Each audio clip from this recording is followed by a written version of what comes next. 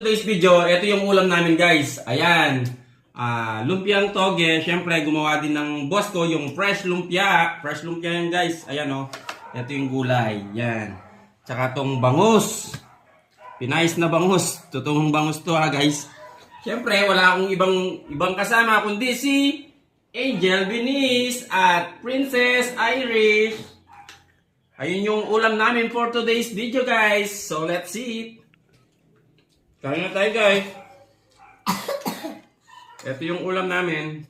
Yung ulam ni Angel Venice bangus. Tapos si Princess Iris ayun ah. Yung gulay. Yan, lagi dapat may gulay tayong kinakain. Bangus ah. Sarap niya ito guys. Gamatan ko na lang. Sarap ah.